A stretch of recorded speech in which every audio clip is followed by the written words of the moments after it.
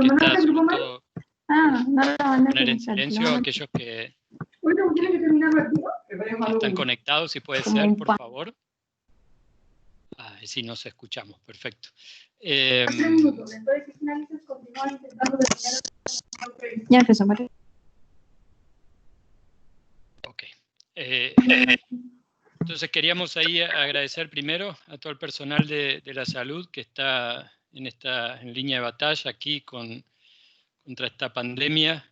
La idea de esto es poder apoyarlos con esta actividad de educación, que la idea es que sea lo más práctico posible. No estamos enfrente, pero tienen la posibilidad de escribir las preguntas, así que cualquier consulta la escriben y ahí vemos de responderla en el momento o bien la dejamos para el final y al final vamos a estar respondiendo. ¿Okay?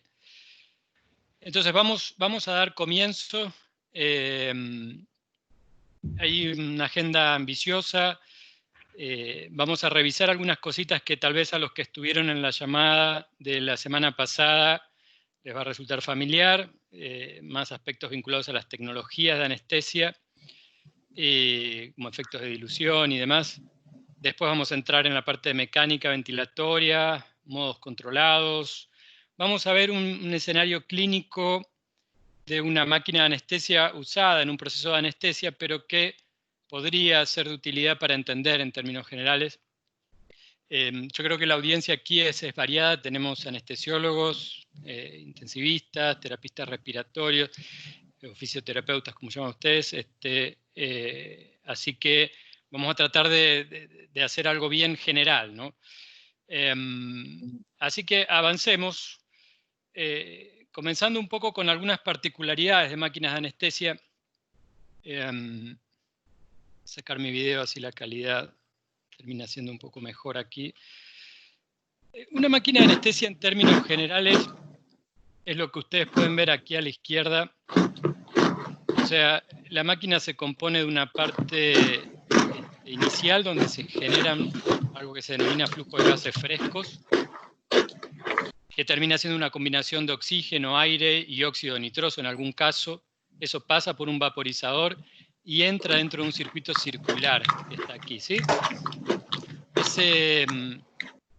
Ese circuito, les reiteramos a los que no están hablando, por favor, que silencien los micrófonos. Ese circuito circular, que también se puede ver en el video de la derecha, es bien importante el volumen que tenga ese circuito. Eso va a hacer que la máquina sea tal vez más rápida para entregar concentraciones de gases o concentración de agente anestésico, por ejemplo, en el caso que estén usando. Cuando el paciente inspira, entonces va por rama inspiratoria. Cuando exhala, vuelve por aquí y entra ese circuito circular.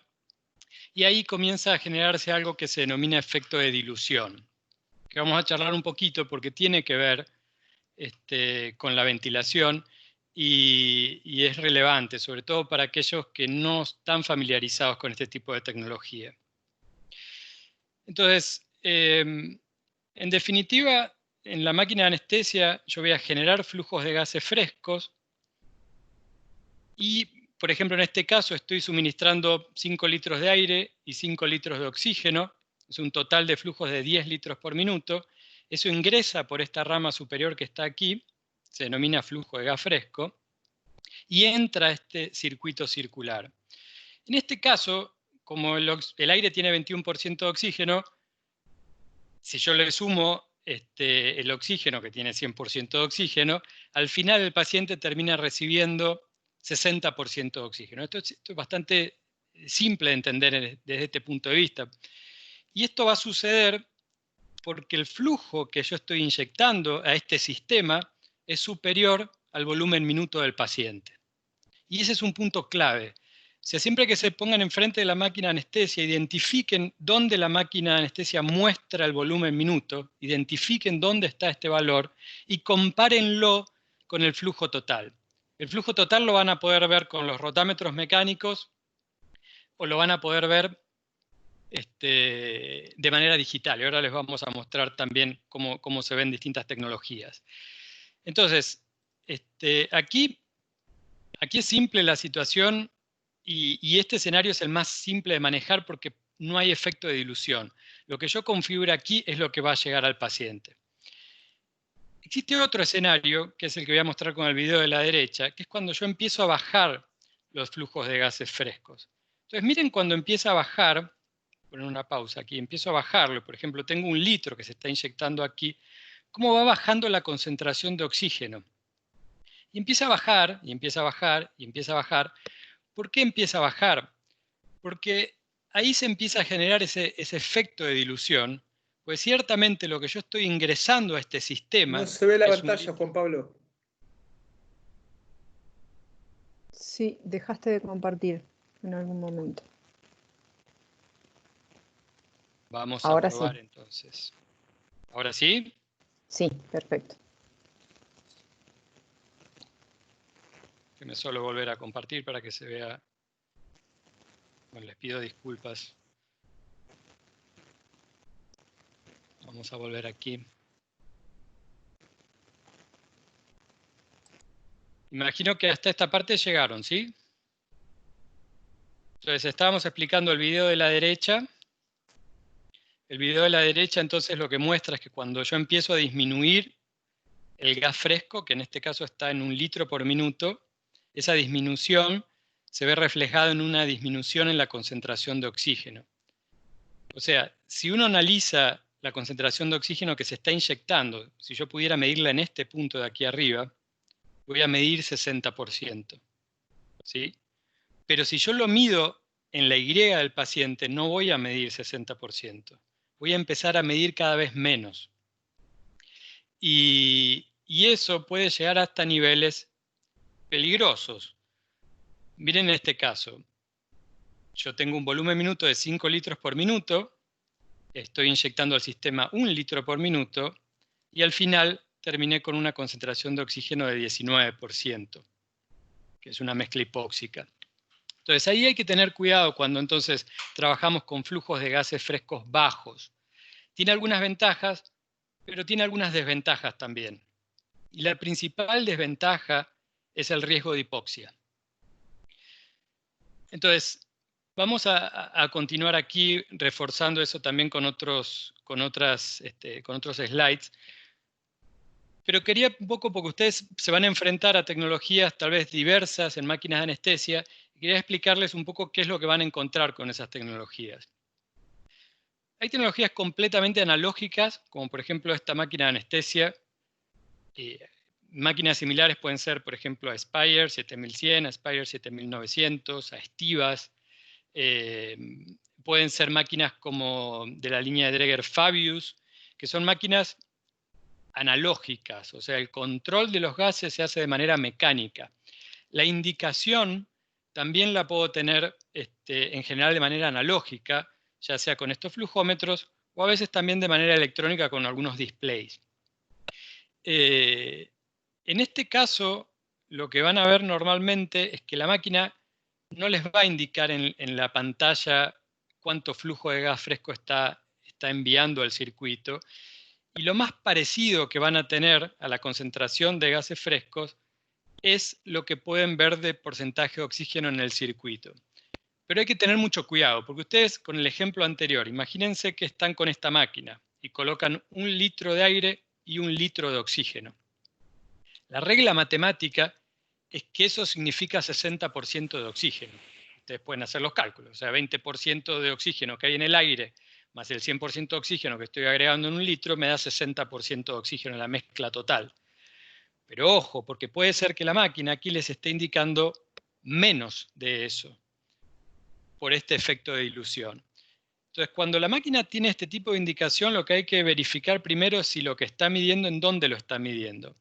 En general, las máquinas miden a través de una celda de oxígeno que se encuentra en el circuito y eso mide la concentración en el circuito. No miden la concentración en el flujo de gas fresco. ¿Okay? Importante ese punto. Entonces, lo que ustedes vean aquí va a ser lo que se va a terminar entregando al paciente. Después hay tecnologías en donde eso se puede, estos flujómetros o rotámetros pueden tener cierto condimento digital.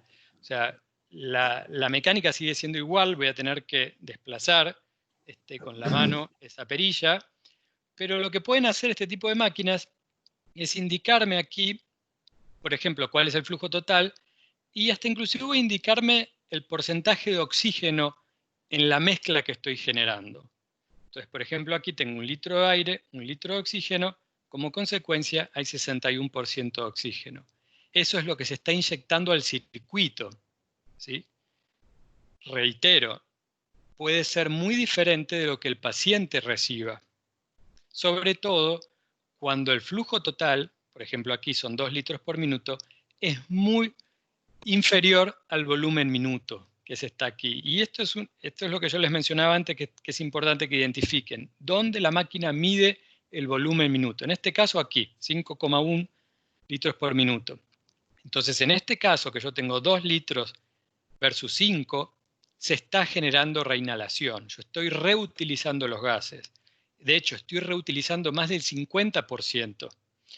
Y va a haber efecto de dilución, entonces el paciente, después de un tiempo, no va a recibir 61%, va a recibir mucho menos de eso. Y ahí es donde hay que prestar atención, porque si yo quiero mantener estos flujos bajos de trabajo, seguramente voy a tener que cambiar la diferencia entre el aire y el oxígeno, y tal vez voy a tener que incrementar la concentración de oxígeno por sobre la del aire. Otra máquina que pueden encontrar, por ejemplo, aquí es una Vance, tecnología similar, por ejemplo, puede ser Primus de Dräger. Se van a encontrar con máquinas en donde van a tener la posibilidad de configurar el flujo total y el porcentaje de oxígeno, lo cual simplifica un poco la forma de trabajar. No van a tener las perillas, sino que van a tener botones digitales, pero nuevamente tengan cuidado que lo que ustedes configuran de concentración de oxígeno no necesariamente es lo que va a recibir el paciente. O sea, en este caso, yo tengo 2 litros de oxígeno y 34% de oxígeno. Eso es lo que se inyecta al circuito. El paciente seguramente va a recibir menos de ese porcentaje de oxígeno por este efecto de dilución que estoy mencionando. El único escenario en donde el paciente va a recibir 34% de oxígeno es cuando, por ejemplo, aquí, que es un valor bastante alto, difícil de ver, pero bueno, puede presentarse, sería cuando el flujo total sea 9 litros por minuto, que es el volumen minuto que está midiendo aquí. O sea, si este número que está en 2 es 9, el paciente va a recibir exactamente 34%. ¿Por qué? Porque estamos trabajando con una máquina a circuito abierto, lo más parecido a un respirador de terapia intensiva, y lo que yo configure de gases frescos va a ser lo que reciba el paciente. ¿Okay? Hay otras tecnologías ya más avanzadas en anestesia que ya la máquina comienza a ser cada vez más digital, y ya por ejemplo el vaporizador es electrónico, que a fines de una máquina en terapia intensiva no tiene mucho sentido, porque la verdad que no van a usar el vaporizador. Pero pueden tener esta máquina ventilando esos pacientes, y ahí pueden encontrarse con algunas cuestiones diferentes. Estas máquinas pueden disponer herramientas para uno configurar las concentraciones, por ejemplo, exhaladas de oxígeno, que es un modo que se llama Tidal Control. Máquinas similares pueden ser Flow-i de Maquette o Zeus de Dräger, en donde yo puedo configurar concentraciones de oxígeno a nivel de la pieza en I del paciente, ¿sí? O sea, lo que el paciente está recibiendo o lo que el paciente está exhalando, de acuerdo a la tecnología. En nuestro caso, configuro lo que el paciente está exhalando. También puedo cambiar la configuración de la máquina y usarla como una máquina normal. Y tal vez eso es lo recomendable para el caso de que vayan a usar este tipo de tecnologías para ventilar pacientes de terapia. Entonces, resumiendo aquí, me puedo encontrar un escenario del flujo de gas fresco superior al volumen minuto, que tal vez es el escenario más fácil de trabajar, porque hay menos o casi nulo efecto de dilución. Entonces aquí la contra sería que, bueno, como no hay reinhalación, los gases van a ser más fríos, secos, va a haber más desperdicio, de oxígeno y de agente anestésico.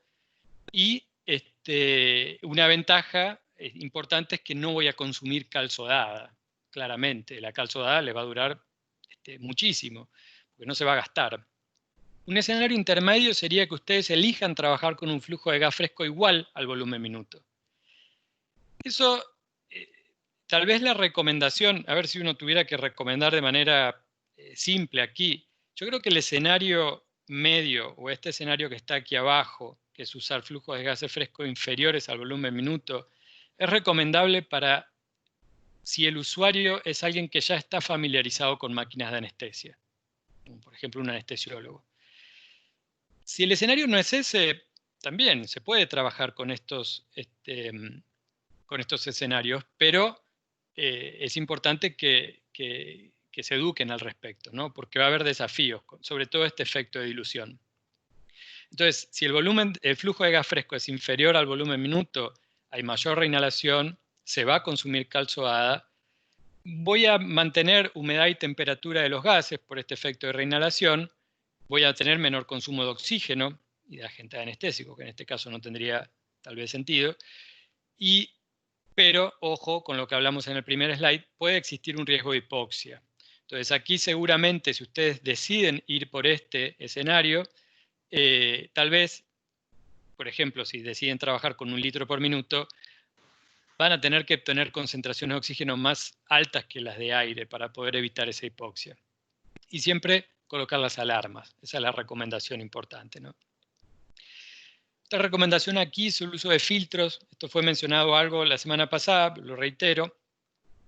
La recomendación es usar filtros HMF, o sea, filtros con intercambio de calor, o sea, HME, pero que tengan a su vez intercambio de calor.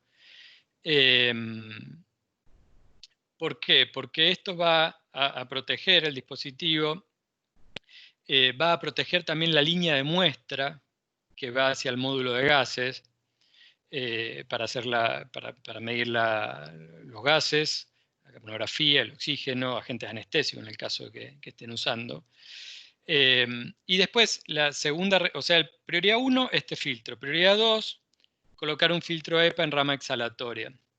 El filtro EPA en rama exhalatoria, digamos que si este filtro está funcionando de manera correcta, sería algo que aumenta la seguridad. La prioridad 1 es esta, la prioridad 2 sería este filtro en rama exhalatoria. ¿Sí? Y con esta morfología, o sea, nunca coloquen la muestra de gases del lado del paciente. La muestra de gases siempre del lado de la máquina. Eso es súper importante para evitar una contaminación del módulo de gases. Luego hay un punto bien interesante.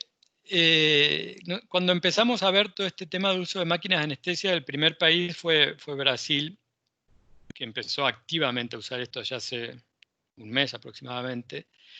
Y ahí las primeras preguntas surgían a través del uso de la bolsa, ¿no? Porque imagínense un terapista respiratorio se encontraba con esta bolsa y no sabía un poco qué hacer con eso, ¿no? Cómo funcionaba.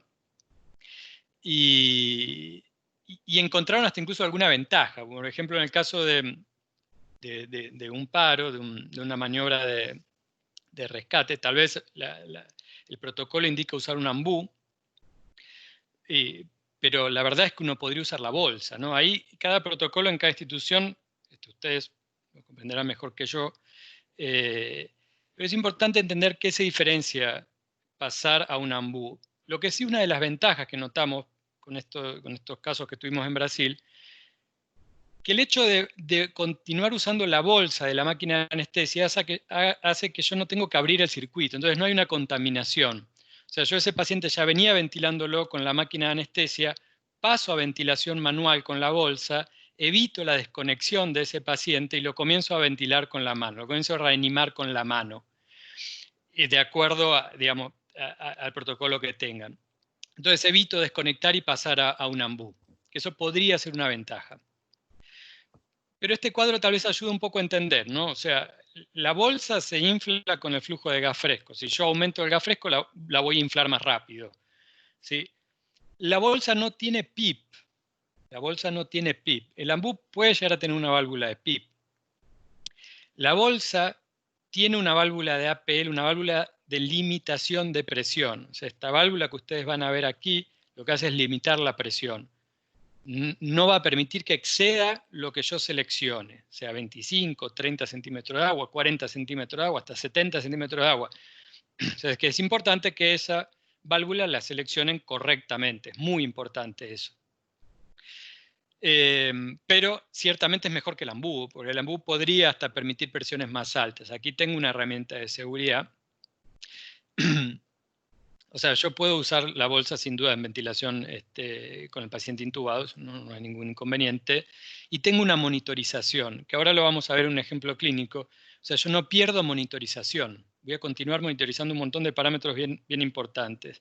Y la FiO2 claramente la puedo configurar como quiera, como desee, a través de todo lo que hablamos, dependiendo del tipo de tecnología, ¿no? Entonces, tal vez estos son algunas comparaciones prácticas y los invito a que si tienen algún protocolo de reanimación, puedan pensar cómo interviene ese protocolo el uso de la bolsa en máquinas de anestesia. Luego, un punto también que creímos importante con este aprendizaje que hemos tenido en estas semanas, es el tema de la monitorización de oxígeno. O sea, las máquinas más antiguas tal vez lo que monitorizan es solo el oxígeno en el circuito paciente. Entonces ustedes van a ver un número así gigante con un O2 con alarmas, pero lo que están viendo ahí es el oxígeno en el circuito. No van a ver el oxígeno inspirado y exhalado en la pieza en I. Y es importante que esas celdas son celdas químicas que se consumen, en general pueden durar algunos meses o hasta 2 años, y puede ser que se consuman, entonces ahí hay que tener cuidado, ¿no? Porque va a tener que pedirle que la cambien. No es bueno quedarse sin monitorización de oxígeno, ¿no? Más en una máquina de anestesia, porque a diferencia de un ventilador de terapia intensiva, yo ahí configuro la FiO2 directamente. Aquí con este efecto de reinhalación es fundamental tener monitorización de oxígeno. Fundamental, sobre todo si trabajo con flujo de gases frescos por debajo del volumen minuto. Ahora, la alternativa aquí es tener un módulo de gases, y eso es lo más recomendable siempre, porque ese módulo va a medir fracción inspirada y fracción exhalada, y va a medir otras cosas también, como capnografía, va a tener incluso un oxigrama también si quiero representarlo en la pantalla, sobre todo si tengo el módulo conectado al monitor de signos vitales. Y algunas máquinas incluso pueden permitir que el módulo lo mueva de un lado a otro, lo cual le puede agregar cierta flexibilidad de trabajo, ¿no? Esto. Pero bueno, es relevante eso, quería ahí un poco llamar la atención al respecto de las dos formas de monitorizar el oxígeno, ¿no? Proximal y en el circuito paciente. Proximal claramente con mayores beneficios. Ok, ¿vamos bien? Espero que sí. No sé si hay alguna pregunta sobre todo esto que quieran frenar ahora o seguimos. Seguimos, ¿no? Bueno, aquí me voy a detener mucho, pero toda esta parte mecánica a veces se puede hacer una analogía con un circuito eléctrico, o sea, hay capacitores, hay resistencias. Todo eso en realidad la máquina lo tiene que vencer, en definitiva, toda esa presión positiva que está generando, ya sea con la bolsa o con el ventilador mecánico, tiene que vencer todo esto que existe aquí, ¿no? La mecánica, yo creo que la mejor forma de verla es con los bucles. O sea, siempre que tengamos un caso más complejo, es bueno que la máquina pueda mostrar bucles y que también tengan esta forma de trabajo de almacenar los bucles, sobre todo al comienzo, para poder ver qué pasó. A veces los valores absolutos son relevantes, pero lo más relevante suele ser la tendencia de ese valor. La experiencia aquí en Latinoamérica como un todo es que se usan poco las tendencias, pese a que tienen un valor muy relevante. En el caso de los bucles es altamente recomendable que graben los bucles y entonces puedan referenciarnos. En general las máquinas pueden grabar 3, 4 bucles y yo puedo verlos, a ver qué pasó, ¿no? Acá puse algunos ejemplos clínicos. Distensibilidad o compliance, no voy a explicar qué es porque todos ustedes saben. Sí hacer mención que en máquinas de anestesia lo que se mide es compliance extensibilidad dinámica. En general no hay maniobras para medir compliance estática. Pueden calcularlo igualmente, ¿no? Porque si pueden hacer una pausa inspiratoria en volumen control, pueden calcular medir la presión plató y ahí calcularlo. Es bastante fácil. Pero normalmente las máquinas miden solo compliance dinámica. Y bueno, en descensos hay distintos escenarios clínicos. Este tema, incluso si ustedes ven que es de alto interés, podemos hacer charlas sobre interpretación de bucles.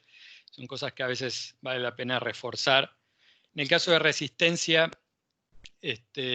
una resistencia incrementada de la vía aérea, si ustedes ven que el escenario clínico lleva a eso, es bueno usar tal vez el bucle de resistencia, que es el bucle de flujo-volumen, y el aumento de resistencia se ve como una disminución en este bucle, y ahí nos puede dar un indicio, ¿no?, sobre distintas cuestiones que se pueden presentar, ¿no? Por ejemplo, acá hay un tubo endotraqueal estrangulado, pueden ser distintos escenarios, ¿no? O en el escenario de compliance, disminución, broncoespasmos o una intubación de un solo pulmón. Ahora, en las máquinas, distintas máquinas pueden mostrarlo de distintas formas. Reitero que lo importante tal vez es mostrarlo, es verlo a través de un bucle. Busquen en la máquina en dónde está eso. En general hay lugares, puede estar con un botón de espirometría como está acá, o a veces con submenús pueden acceder, pero siempre que haya interés en mecánica, lo fundamental es ir a los bucles. Si no, pueden ver cuestiones como esta, o sea, donde estoy mostrando en tiempo real compliance e incluso frecuencia respiratoria total, que eso también es importante. O sea, no lo controlado simplemente, sino también sumado a las respiraciones espontáneas que el paciente pudiera tener. Y cuando estoy aquí en volumen control y hago una pausa, y ojo, hago una pausa. ¿Por qué? Porque si yo no hago la pausa inspiratoria, no voy a ver el parámetro de presión plató. No va a haber nada. Entonces ustedes van a decir, bueno, la máquina no está mostrando presión plató. Bueno, es que no la va a estar mostrando si no hay una pausa. Si hay, sí va a aparecer este valor aquí a la derecha, y ahí ustedes van a poder calcular de manera manual. Las máquinas de anestesia, todas, en su mayoría, no muestran compliance estática. Bueno, creo que vamos bien. Vamos a empezar entonces a ver un poco modos ventilatorios en máquinas de anestesia. Si bien en 3 secciones, modos controlados, sincronizados y de soporte, hay elementos en el medio que los vamos a ver, sobre todo con el caso clínico. Modos controlados son aquellos en donde el paciente, si bien puede hacer esfuerzos espontáneos, los mismos no son asistidos de ninguna manera. O sea, se pueden representar, de acuerdo a la máquina de anestesia, tal vez con una forma de onda de distinto color, o algunas lamentablemente no tienen esto, pero en nuestra tecnología el paciente se deja respirar en cualquier momento y se muestra con otro color, pero no se hace nada más que mostrarlo, ¿sí? Los modos sincronizados, ahí sí yo detecto ese esfuerzo y tomo una acción, ¿no? Y la acción que se va a tomar, o que va a tomar la máquina, va a ser de acuerdo con lo que ustedes le digan que haga. O sea, ese esfuerzo va a poder ser asistido con una presión de soporte, o va a poder ser asistido con una presión controlada, o sea, con los parámetros que hayan sido configurados, de acuerdo a dónde caiga ese esfuerzo inspiratorio. Y después los modos de soporte, que ya se entiende que el paciente está respirando espontáneamente. O sea, el momento en que yo paso de aquí a aquí es cuando el paciente está respirando espontáneamente. Y bueno, y ahora vamos a ver también las particularidades de ese modo. Entonces, empezando por los modos controlados, el más común de todos y ultra conocido es volumen control, que es el modo que a veces yo lo explico como el modo más tonto de los modos, en el sentido de que no es un modo que vea qué es lo que está pasando en el paciente y tome una acción. O sea, desde el punto de vista incluso ingenieril es el modo más fácil de fabricar, porque yo no miro qué es lo que está pasando en el paciente, yo simplemente entrego. Y eso puede tener alguna consecuencia. Entonces hay que por eso a veces explicarlo de esa forma también ayuda a ustedes a entender las consecuencias que puede tener este modo. Ahora, también tiene ventajas, ¿no? Porque es un modo en donde yo puedo hacer una pausa inspiratoria y mediante esa pausa poder medir aproximadamente la presión alveolar, ¿no? Que sería aproximadamente esa presión meseta, porque yo estoy en un escenario de flujo cero, como está ocurriendo aquí. Entonces, como no hay flujo, las presiones son iguales en los puntos y puedo acercarme a entender qué presión existe a nivel alveolar. Entonces eso tiene un condimento bien importante de mecánica y ahí hace sentido este modo fuertemente, ¿no? Cuando yo veo la pantalla, y aquí lo deben haber escuchado muchas veces, o sea, esta morfología de la curva de presión se asemeja a una aleta de tiburón, ¿no? Y eso es lo que me muestra que estoy ventilando con volumen control, incluso viendo desde lejos la curva de presión control. De presión, perdón, la curva de presión. En casi todas las máquinas modernas se compensa el flujo de gas fresco. O sea que si ustedes le dicen a la máquina entregar 500 mililitros, la máquina va a entregar 500 mililitros independiente del flujo de gas fresco. Ya prácticamente no hay máquinas funcionando que no compensen gas fresco, pero tengan cuidado con eso. Y una de las formas es realmente monitorizar, ¿no? O sea, si están monitorizando van a poder observar lo que están entregando. Aquí hay otra forma de mostrar volumen control. O sea, la primera curva es una curva de presión. Yo veo aquí que hay un espacio de pausa inspiratoria. Cuando se vence el tiempo configurado por la frecuencia respiratoria, que es uno de los parámetros que configuro, y relación IE, comienza otro ciclo respiratorio y entonces entrego otra ventilación controlada por volumen. Y entonces los parámetros que se configuran son simplemente estos, ¿no? Hay una presión máxima, súper importante que la configuren siempre.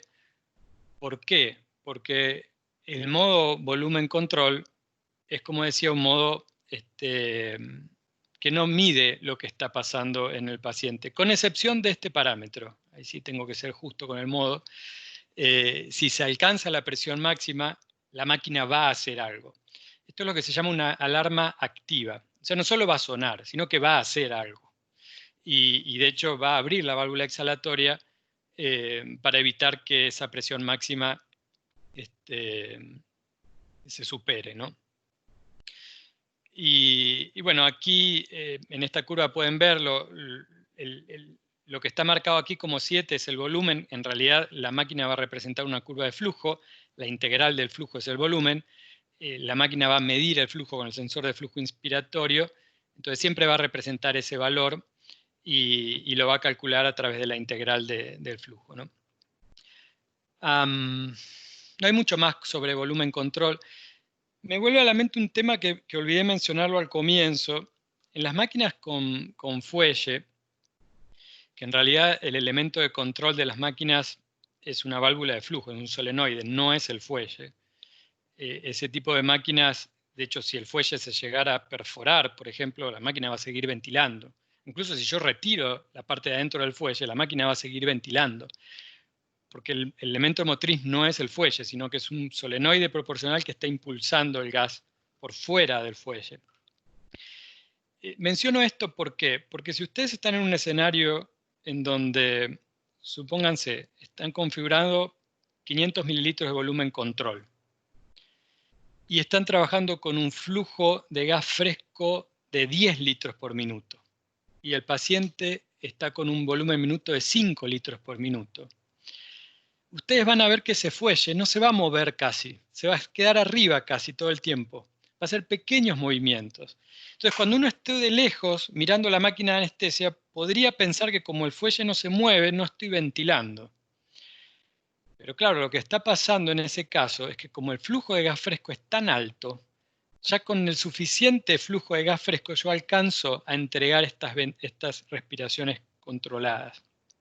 Entonces, tengan cuidado con eso, que por más que ese fuelle a veces indica con mililitros hacia abajo, justamente ese elemento de compensación de gas fresco hace que no se requiera que el fuelle baje una cantidad, sobre todo cuando tengo flujos de gases frescos altos. Y perdón que no lo expliqué antes, pero es un punto súper importante. En presión de control, lo que yo controlo es la presión, ¿no? Y lo que va a hacer la máquina es medir la presión inspiratoria todo el tiempo, en tiempo real. Entonces la presión inspiratoria al principio va a comenzar a aumentar, y aquí la morfología de la forma de onda de presión en general es una onda cuadrada o casi cuadrada, y para poder lograr que la forma de onda sea casi cuadrada, el flujo tiene que ser al comienzo alto, o sea, empieza a subir fuertemente y después empieza a bajar para mantener la presión constante en la vía aérea durante todo el tiempo inspiratorio. Conceptualmente así es como funciona. Y este modo ya no es más tonto, porque este modo va a medir constantemente la presión inspiratoria y se va a reajustar constantemente. Es un modo que podría llamarse asa cerrada, porque está mirando qué es lo que está pasando y ajustando el elemento motriz, que es la válvula de flujo, en tiempo real. ¿Con qué objetivo? Con el objetivo de mantener la presión configurada durante todo el tiempo inspiratorio. La morfología es así, es decir, la curva de flujo la van a ver como una curva ascendente y después descendente. Y empieza a descender, ¿por qué? Porque empieza a descender para mantener esa presión inspiratoria. O sea, inicia rápido para llegar a la presión inspiratoria y una vez que llega, voy a empezar que ese flujo empieza a bajar. Empieza a bajar para poder mantener la presión.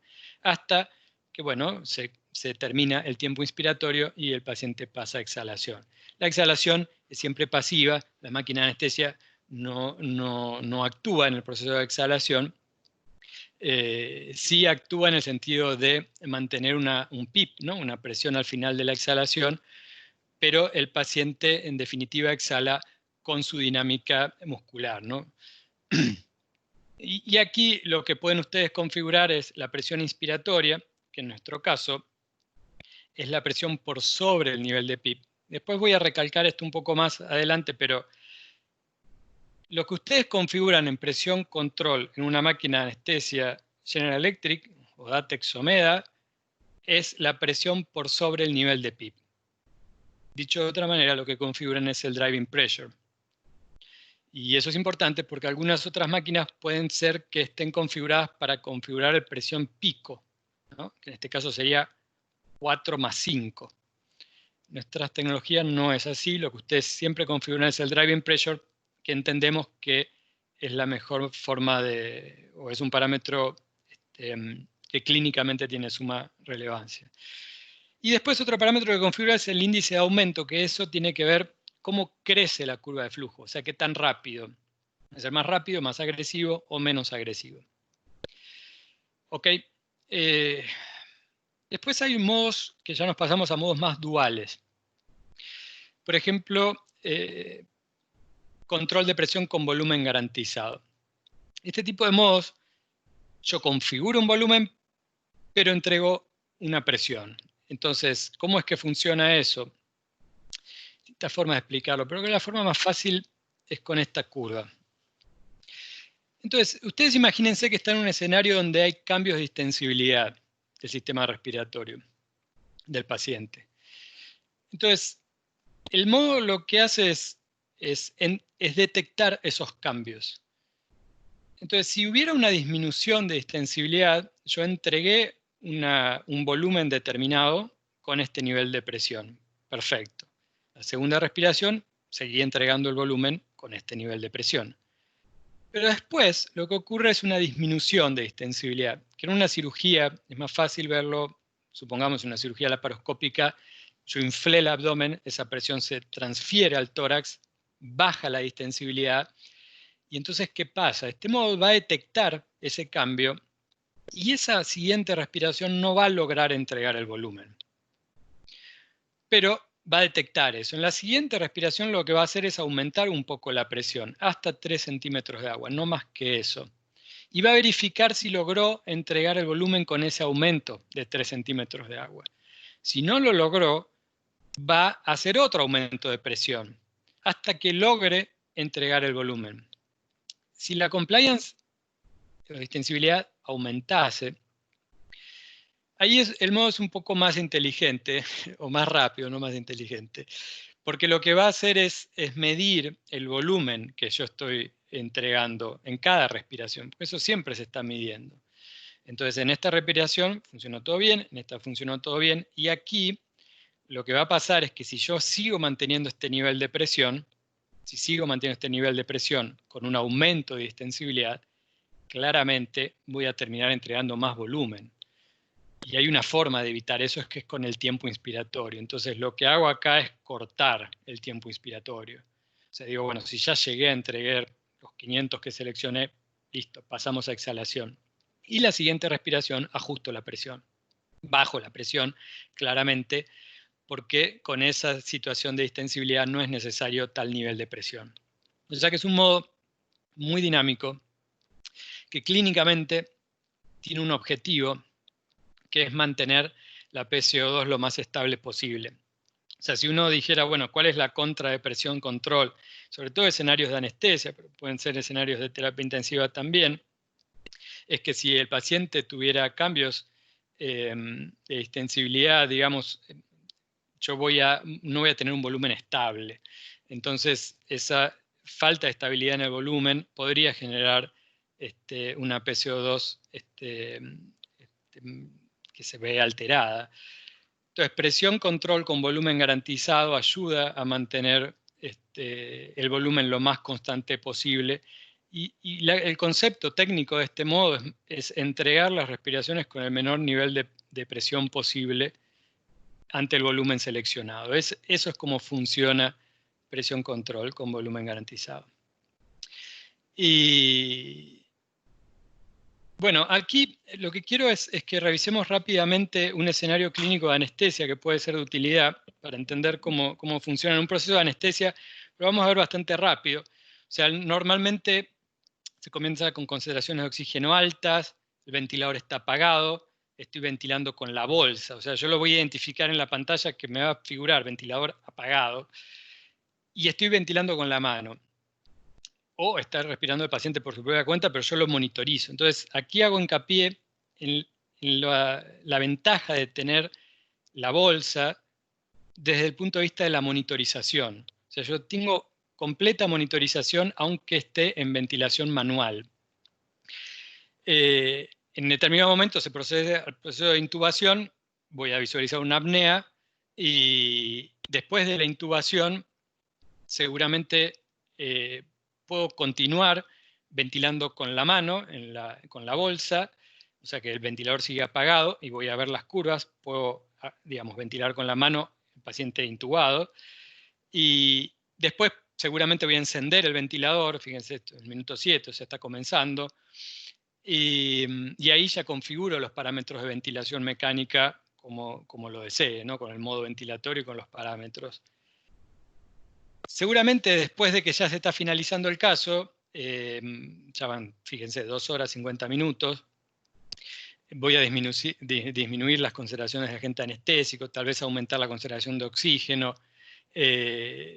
cuestiones normales de cómo se maneja una anestesia. Aquí el ventilador sigue encendido y van a ver que más al final de la anestesia empiezo a ver esfuerzos espontáneos del paciente. Entonces, si el ventilador está conectado con un paciente en terapia, es normal que tal vez pueda haber estos escenarios. Las máquinas los van a ver como un cambio de color en las curvas y tal vez en algún caso me va a alertar también con un cambio en la frecuencia respiratoria. Fíjense aquí, yo configuro 14, pero estoy monitorizando 17. ¿Qué significa? Que hay 3 respiraciones por encima que las está haciendo el paciente. Y en la medida de que esa monitorización de frecuencia empieza a ser más alta, tal vez una estrategia, en este caso lo que siguió el anestesiólogo, fue pasar a un modo de CPAP, ¿no? Porque decidió, bueno, vamos a destetar a este paciente, vamos a pasar al proceso de salida de anestesia, y pasó a CPAP con presión de soporte. Entonces el ventilador está encendido, el paciente está respirando por su propia cuenta, después seguramente lo que siguió fue pasar a ventilación manual, o sea, movió esa palanca de ventilación mecánica a manual, la movió a ventilación manual, se desactiva entonces el ventilador y el paciente ahí sí ya empieza a respirar por su propia cuenta, y yo lo puedo ver con la bolsa. Ahí lo que voy a ver es que la bolsa se infla y se desinfla sola. Lo que sigue después, sin duda, es digamos, acá retirar el tubo endotraqueal y finalizar el caso, y puedo ver los parámetros, cuánto se consumió de agentes y demás. Para este fin no tiene tal vez relevancia.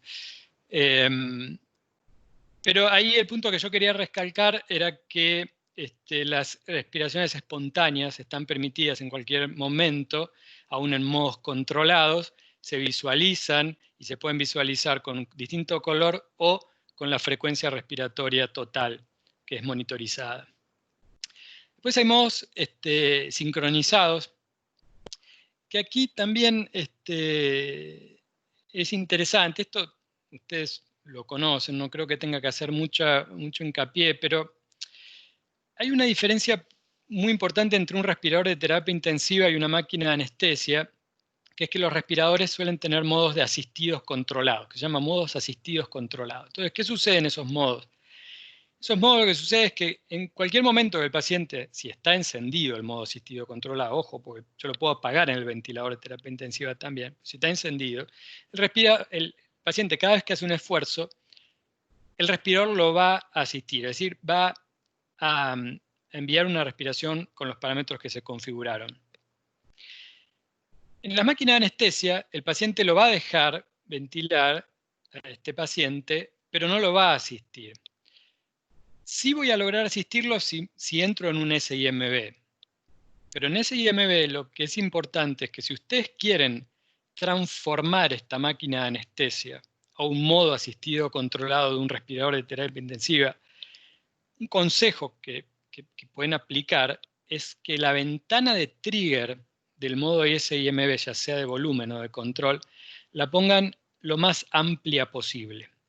¿Qué significa eso? Esta ventana que está aquí, que es el tiempo desde que tendría que comenzar la próxima inspiración hacia adelante, si ese porcentaje de tiempo exhalatorio, que puede ser hasta un 80% del tiempo exhalatorio, ¿sí? O sea, el tiempo desde este momento que está aquí hasta aquí, si ustedes lo ponen en 80%, lo que significa es que cualquier cosa que ocurra dentro de esa ventana, cualquier esfuerzo que ocurra dentro de esa ventana, la máquina va a asistir con los parámetros de control. O sea, va a generar esta curva azul que estamos viendo acá. ¿Sí? Entonces se va a transformar en un sistema lo más parecido a asistido control.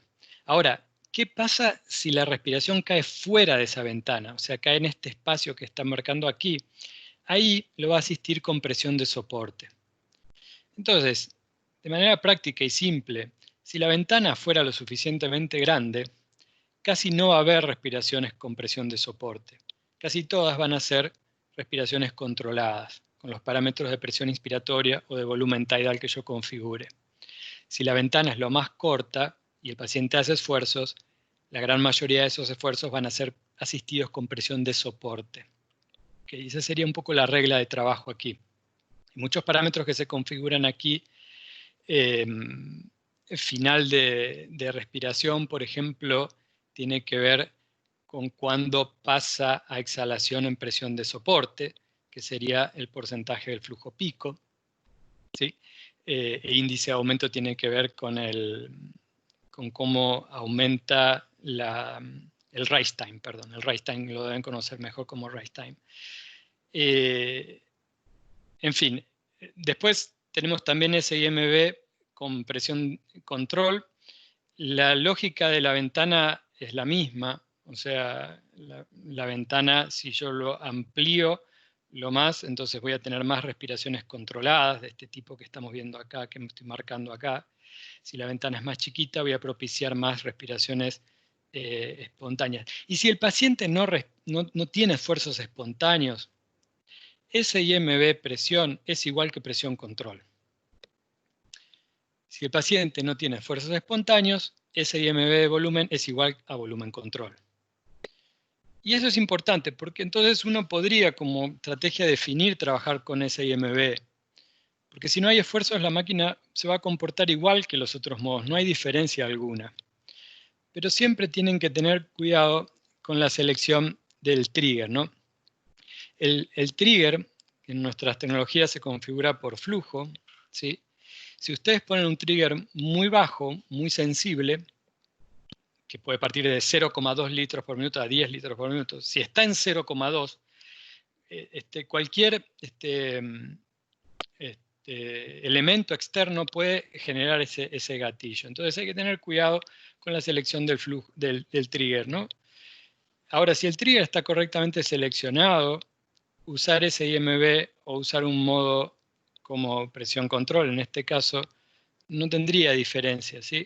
Y si hay un esfuerzo inspiratorio, entonces aquí sí va a asistir y va a tomar una acción. En presión control va a dejar que respire, pero no va a tomar acción alguna. Pero bueno, ese es un criterio clínico que ustedes conocen más.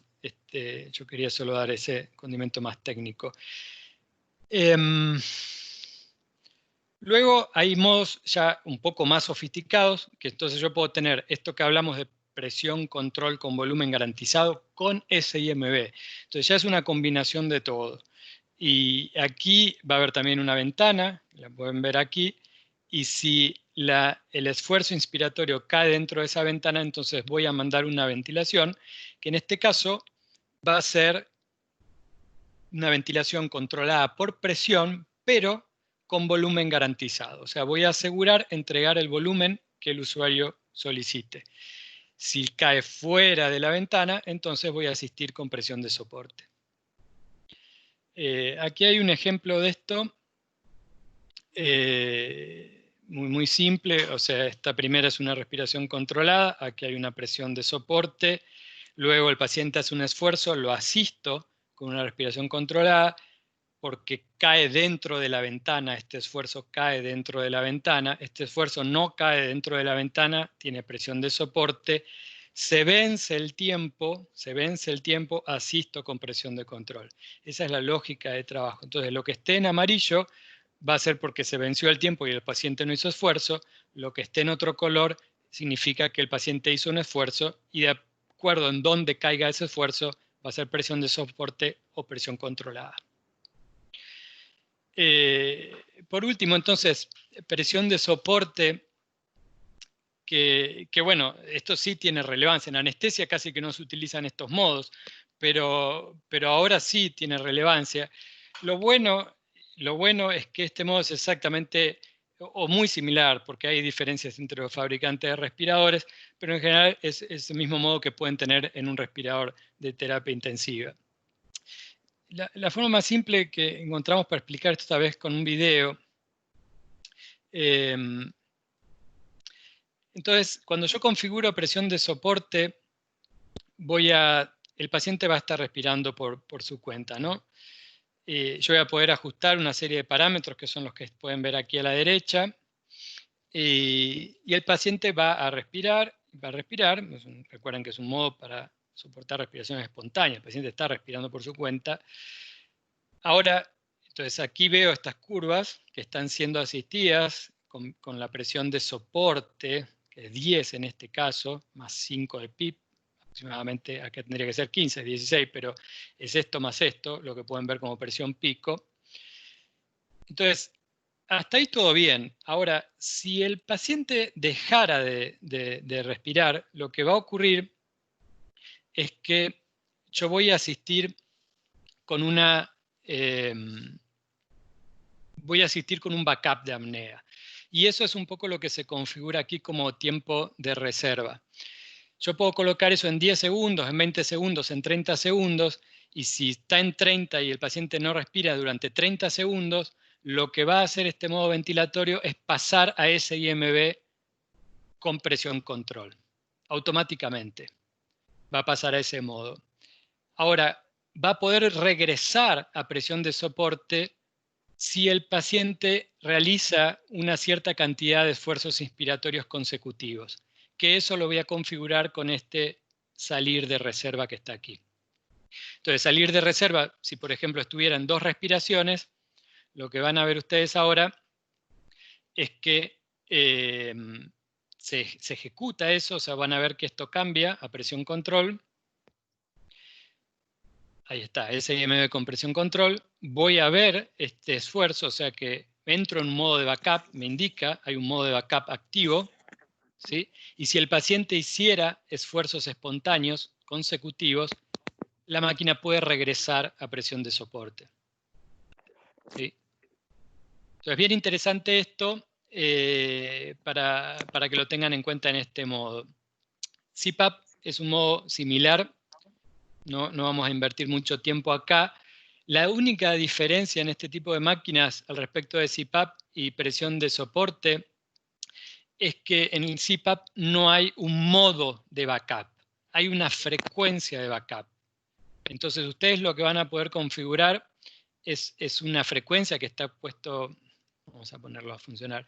Cuando ustedes seleccionan este modo, van a ver que hay una frecuencia que aparece aquí como minimum rate, o frecuencia respiratoria mínima en español está, en donde lo que va a hacer el equipo es que si esta frecuencia no se alcanza de forma espontánea, va a enviar una respiración controlada con este valor de presión, con un valor que yo configuro a través de More Settings aquí. Entonces, esa es la única diferencia.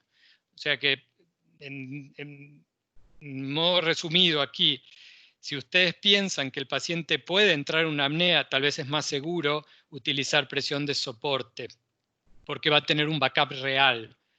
Si la verdad que el paciente está, digamos, con esfuerzos espontáneos y no hay un riesgo de una apnea, pueden utilizar CPAP. Incluso colocar niveles de presión de soporte si lo desean, es opcional. Presión de soporte puede estar apagado también y ser un CPAP, digamos, un solo nivel de PIP y nada más que eso. Bueno, nos estamos acercando al final. Yo solo quería ahí terminar. Primero, esto ya lo hablamos, pero en las máquinas de anestesia GE o Datex, lo que se configura es, en presión control, lo que se configura es el driving pressure. Y siempre presten atención entonces, independiente, entonces si usan otras marcas, miren esto, el valor de pico que está aquí, porque algunas máquinas pueden configurar el valor de pico y no el valor de driving. En nuestro caso es driving pressure. Y otra cosa interesante que pueden encontrarse, sobre todo con máquinas más modernas, son maniobras de reclutamiento alveolar. Incluso algunos intensivistas nos han pedido que la pongamos en los respiradores, pero el punto de estas maniobras, hay dos maniobras, una maniobra que es un CPAP simple, donde yo configuro la presión de mantenimiento y un tiempo, y una salida de PIP. Entonces, cuando yo ejecuto esta maniobra, lo que va a hacer es mantener la presión constante, ven aquí arriba, mantengo la presión constante durante el tiempo, en este caso 10 segundos. Recluto y después paso a exhalación. Y paso al nivel de PIP que había configurado, de salida. Y después hay maniobras un poco más avanzadas en donde yo puedo armar una estrategia de reclutamiento, ¿no? Que podrá ser algo así, en donde yo ajusto una serie de parámetros y armo una estrategia completa de reclutamiento alveolar. Que bueno, aquí la recomendación es que si quieren usar esto, se pongan en contacto con el especialista para que les explique un poco cómo se puede configurar y almacenar estas maniobras, ¿sí? Bueno, eso es todo.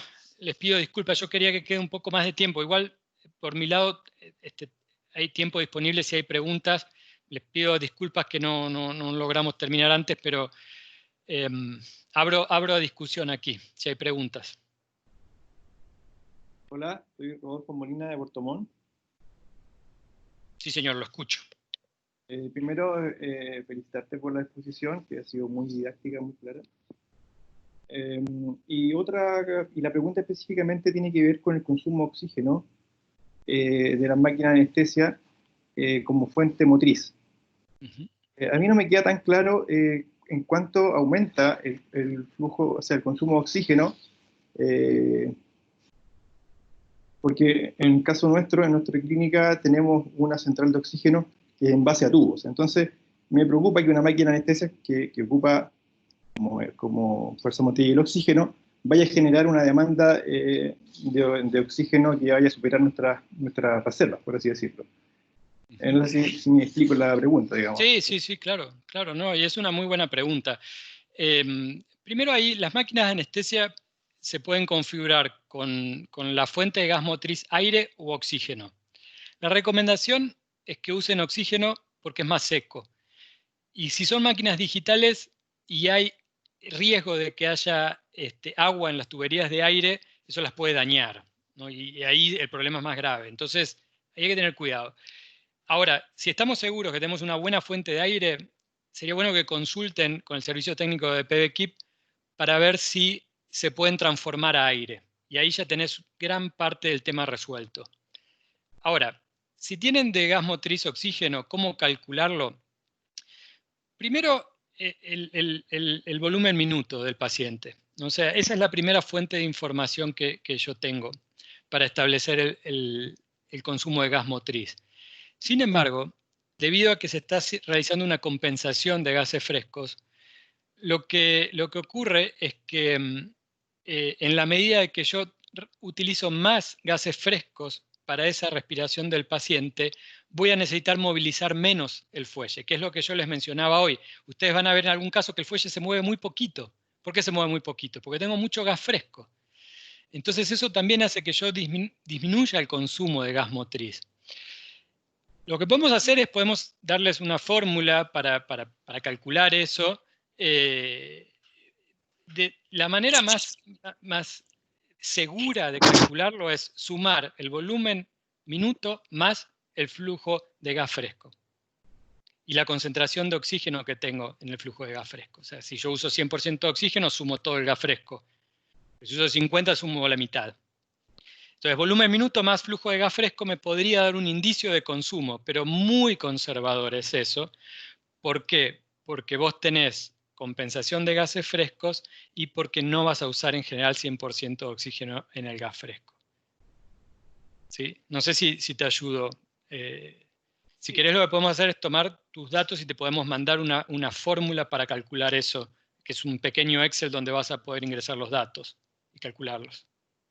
¿La podría mandar a través de Carlos? Te escucho muy lejos.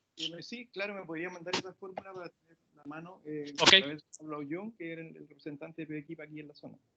Excelente. Perfecto. Nos contactamos contigo, Rodolfo. Gracias, Carlos. Y una segunda pregunta que no tiene tanto que ver con la máquina, pero tiene que ver con el filtro que se pone en la pieza ahí. Normalmente nosotros usamos ese filtro por paciente. Y bueno, la cirugía en promedio dura 1 hora y media y ese filtro se desecha. Pero ¿qué pasa con ese filtro en el caso de la ventilación prolongada con la máquina? El paciente iba a estar 2, 3, 4, una semana ventilado. Muchos fabricantes dicen que no se puede usar más allá de 24 horas. ¿Qué experiencias tienen ustedes con cuánto dura o debiera durar ese filtro? ¿El filtro proximal te referís? Exactamente el filtro HME. El HMF. Bueno, es que tengo que volver al fabricante, o sea, me es muy difícil darte una guía al respecto. Lo que sí puedo indicarte es que en la medida de que más reinhalación exista, seguramente ese filtro se va a ver más afectado.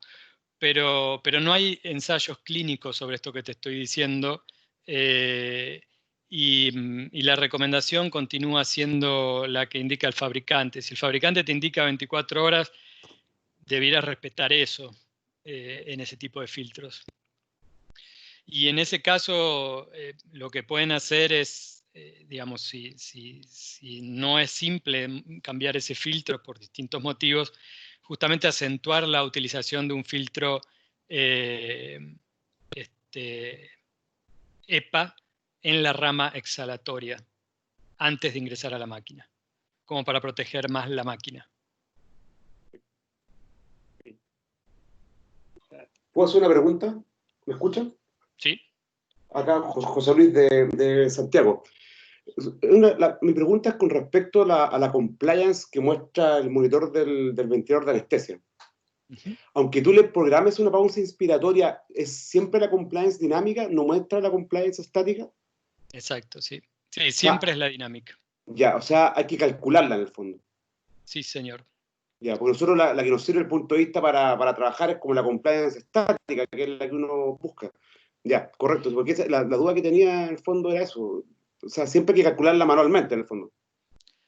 Sí, en las máquinas de anestesia no hay maniobras y la verdad es que es un tema muy discutido, incluso que yo he peleado mucho con los ingenieros de diseño para ponerlo, ¿no? Pero no. La recomendación que sí les hago, y aprovechando que está este slide de fondo, es que usen las tendencias de distensibilidad. Yo entiendo tu punto del valor clínico de la compliance estática, pero entiendo también que es relevante no tanto digamos, en muchos casos clínicos, no tanto el valor absoluto, sino la tendencia de ese valor. Entonces, es relevante tal vez dejar en las máquinas que muestre cómo va evolucionando la distensibilidad a lo largo de las horas.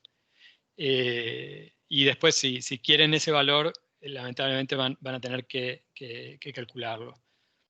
Lo bueno es que quedan almacenados, entonces pueden revisar las tendencias y hacer los cálculos de manera más, volver, digamos, frenar y mirar lo que pasó antes, ¿no?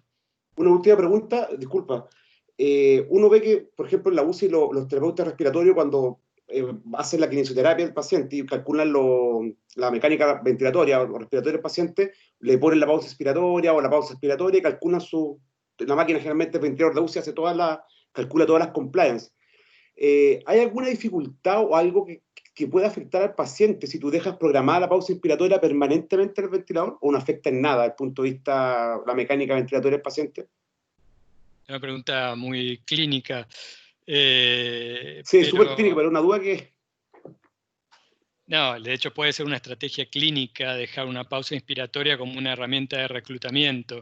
Recuerden que volumen control es un modo en donde la curva de presión asciende hasta un nivel, no tiene el nivel de distribución que genera presión control, que es una forma de onda cuadrada. Entonces, en ocasiones se utilizan pausas inspiratorias para que mediante ese flujo cero yo pueda generar esa redistribución del aire. Ya, correcto. Pero es un criterio meramente clínico. Mire, yo no conozco estudios clínicos que hablen de una contraindicación de una pausa prolongada, Correcto. pero no significa que no existan. No ya, correcto. Gracias. Súper buena la presentación, ¿eh? Gracias. ¿Alguna pregunta? Sí, Juan Pablo, ¿me escuchas? Sí. Sí, Ricardo, Santiago. Oye, una para felicitarte por la muy clara exposición que has dado y tengo un par de preguntas. Una es que, ¿cómo se compatibiliza o qué sugerencia o modalidades de ventilación nos puedes dar pensando que estas máquinas están siendo usadas en pacientes que están en una situación de distrés respiratorio agudo? Con distensibilidades disminuidas, con distribución de flujos desiguales, con alto riesgo de presentar todo tipo de trauma, trauma pulmonar me refiero. Quisiera que nos dieras alguna sugerencia, porque es totalmente distinto ventilar a un paciente que se está operando, lo que nosotros estamos habituados, a este otro tipo de pacientes y con estas máquinas. Sí, me gustaría ahí dar una opinión, o sea, técnico-clínica, si se quiere. Por supuesto. Porque, de hecho, hemos también hecho varios webinars con doctores que nos han enseñado un poco sobre cómo ventilar pacientes con COVID. Inclusive hace algunas semanas, bueno, ya un poco más de un mes, hicimos uno con el doctor Luciano Battinoni, que también explicaba algunos conceptos. Y hasta incluso no hay una recomendación acerca del modo ventilatorio a utilizar. Bueno, el modo que uno se sienta más confortable, en definitiva, y que sepa cómo trabajar. Lo que hemos visto es que hay mucho interés por usar volumen control por el tema de la mecánica, ¿no? De entender la presión plató y poder ver hasta incluso la tendencia de la presión plató. Pero también hemos observado que el tema de la hipoxemia en estos pacientes es muy importante. La disminución de distensibilidad no tanto, de hecho hay casos Sí, que incluso se muestra una diferencia al respecto del distrés normal y la distensibilidad no está afectada, entonces hasta incluso se recomiendan volúmenes un poco más altos de los normales. Dicho todo esto, yo si tomo como punto válido el punto de la oxigenación, una recomendación es utilizar más un modo de presión, más que un modo de volumen, y hasta incluso en una máquina de anestesia, donde yo tampoco tengo tanta herramienta de mecánica, me puedo beneficiar de tener una mejor distribución aérea con un modo de presión, y en ese caso el modo de presión control con volumen garantizado podría ser una buena alternativa, porque yo voy a seleccionar un volumen de acuerdo al objetivo que voy a repetir. Tal vez no necesariamente tengan que ser volúmenes tan bajos como está mostrando actualmente la evidencia de estos casos. Lo voy a asegurar ese volumen y a su vez voy a tener una buena distribución aérea porque estoy trabajando con presión control. Entonces, esa sería mi recomendación inicial. Si no tienen una máquina con presión control con volumen garantizado, tal vez presión control. Pero tienen que tener un cuidado con presión control, un cuidado importante. Porque hay máquinas que tienen presión control, pero efectivamente no es presión control real. Y yo me puedo enfrentar a un caso, suponte con una máquina como una Spire 7100 o una Excel vieja o una máquina Fabius de Dräger, en donde tienen límites de flujo muy importantes. Entonces yo selecciono 20 centímetros de agua y veo que la máquina no llega a 20 centímetros de agua. No alcanza, llega a 10, 15. Digo, ya la máquina no está andando, ¿por qué no alcanza? Y no está alcanzando porque esa máquina no tiene ese poder de insuflación para llegar a administrar eso, porque no tiene presión control real, sino que tiene presión límite. Entonces, cuidado con eso, consulten a PBKIP o a Dräger o a quien sea, si esa máquina tiene presión control real o es una máquina con presión límite. limitada por En ¿sí? Ok. Juan Pablo... Perdona, te interrumpí lo que estabas diciendo. No, pensé que igual tenías una sobrepregunta sobre eso, o sea, presten atención. La forma fácil de identificar eso, y lo voy a ver sobre todo con pacientes con distensibilidades disminuidas, de que no voy a conseguir entregar los niveles de presión a lo largo de todo ese tiempo inspiratorio. Y ahí ya usar presión control no tendría mucho sentido, porque no estoy logrando el objetivo principal de ese modo. Entonces, en ese tipo de tecnologías, tal vez lo que vale más es usar volumen control. Sí. ¿Sí? Discúlpame, la segunda y última pregunta, que es una duda y una inquietud de mucha gente, porque tenemos estos pacientes que están ventilados en otros servicios distintos de los que están a nuestro alcance. No tenemos un control muchas veces tan estrecho sobre las máquinas y se nos produce el problema de un sobreconsumo de cal sodada. Entonces, sí. Claro, es realmente un problema, ¿no? En estas máquinas tuyas y en general, ¿qué nos podrías recomendar? Todas las máquinas, la cal sodada se va a gastar igual. Quizás las máquinas que tienen un canister más pequeño se van a gastar más rápido a iguales parámetros, ¿no? Lo que hace, para mí es que si el hospital, y esto es una recomendación, si el hospital no tiene inconvenientes de oxígeno, tiene tanques criogénicos de oxígeno, ahora sé que ustedes están con problemas con el frío, porque eso también hace que alguna persona tenga que estar ahí calentando el condensador, digamos, como para evitar que pueda fluir el oxígeno después del tanque. Si esos problemas están resueltos, tal vez la recomendación sería usar flujos de gases frescos a niveles similares al volumen minuto. De esa manera, ustedes prácticamente no van a gastar calzodada, no se va a gastar, y la recomendación siempre es que si están que coloquen las alarmas correctamente, es que haya una alarma de fracción inspirada de CO2, que es una alarma de fracción inspirada de CO2 siempre colocada, y que cuando detecten esa alarma, no se alarmen primero, digamos, que digan, bueno, acá hay un problema de calzodada, miren el color, sí, cambió de color, hay un problema, aumenten el flujo y ahí van a resolver el problema de manera inmediata, lo van a resolver, se acabó el problema. Y ahí busquen cambiarla y pongan eso como un protocolo para que no exista una alarma de como, bueno, se acabó la calzodada, es el fin del mundo, no lo es. Y si no hay problemas de oxígeno, utilicen flujos de gases frescos, tal vez a niveles similares al volumen minuto, ¿no? Sí. Esa es un poco la recomendación. Gracias. ¿Tienes experiencia en el uso de las máquinas de anestesia en ventilación dual? ¿Cómo, a ver, puedes repetir? ¿Acaso hay alguna experiencia con el uso de estas máquinas ventilando dos pacientes al mismo tiempo? Eso, no entendía el concepto de ventilación dual, pero ahí sí. Mirá, que sepamos, no lo recomendamos. Pero cuando digo que no lo recomendamos, tampoco quiero que se tome a mal. O sea, yo entiendo que ustedes están en línea de batalla y no estoy yo en línea de batalla en este momento. Entonces, digamos, si ustedes no tienen otra posibilidad que usar una máquina para dos pacientes, quizás es la mejor decisión. Quizás es la mejor decisión, pero siempre tienen que entender las consecuencias de eso que están haciendo.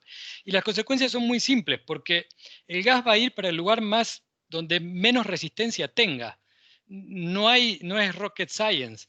El gas va a ir a donde más simple tenga camino, digamos. Y eso puede ir en detrimento de un paciente. Entonces, quizás si no queda alternativa para eso, una de las situaciones que podrían manejar es trabajar modos de presión control, no de volumen primero, ¿no? Fundamental. Pues si trabajan con volumen control, ahí sí es dramático, porque entonces, ¿qué volumen le pongo, no? ¿Y cómo hago? Si pongo presión control, en última instancia, la presión podrá mantenerse estable o más o menos estable al final. Pero no, respondiendo a tu pregunta de manera concreta, no tenemos experiencia y les pedimos que en la medida que se pueda se intente evitar ese escenario. Las máquinas no están diseñadas para eso, desde ningún punto de vista. Correcto. Y hay un warning que emitió la compañía respecto a de que algunas máquinas de anestesia se detienen automáticamente después de ciertos días. ¿Qué máquinas están libres de ese warning? Mira, ese warning es para un modelo de equipos muy específico, antiguo. Hay algunas máquinas en Chile. Es después de 40 días, si no mal recuerdo. 40 días de que vos no apagás el equipo. O sea, si vos no apagaste nunca el equipo durante 40 días, el equipo se va a apagar. La verdad es que no hemos visto ningún caso en donde se llegue a eso. ¿Por qué? Porque si uno llega a eso significa que están las cosas complicadas. En el sentido, la reunión que hubo la semana pasada que presentó María Marta hizo hincapié, tanto nosotros, todos los fabricantes de máquinas de anestesia, indican, si usted va a usar la máquina para este propósito, por favor, haga el chequeo del equipo una vez al día. Y el chequeo del equipo implica apagar el equipo, encender el equipo, rebotearlo. Y entonces ahí si uno no lo hiciera todos los días, bueno, ok, pero al menos lo va a hacer cada 5 días, 6 días, 7 días, 10 días. Ahora, si no lo hace a los 40 días, bueno, esperemos que no tengamos ese escenario. Okay, pero son las Avance, si no mal recuerdo, y las Aesis de la tecnología vieja, que no eran touchscreen. Perfecto. Gracias. De nada. ¿Alguna pregunta? Les agradezco igual el tiempo. Vuelvo a pedir disculpas que no hubo mucho tiempo para este espacio. Bueno, si no hay más preguntas, vamos a dar por finalizado. Y desde mi lado es más que agradecerles y volver a reiterar el inmenso agradecimiento a todos ustedes que están trabajando estos pacientes, y me pongo a completa disposición como responsable de Latinoamérica para apoyar en lo que haga falta, realmente. ¿Okay? Y les agradezco. Muchas gracias, Juan Pablo. Gracias a todos los participantes y quedamos, como dice él, a disposición de cualquier consulta que quieran hacer. Están todos nuestros datos y todo disponibles para ayudar en estos casos complejos cuando se usen máquinas de anestesia como ventiladores mecánicos. Muchas gracias a todos. Gracias. Un abrazo virtual. Perfecto.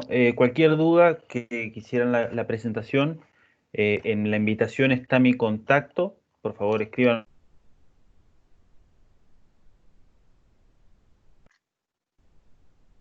Bueno, gracias. Hasta luego. Por todo. Gracias. Gracias, muchas gracias. Muchas gracias, que estén bien. Gracias, gracias. Gracias.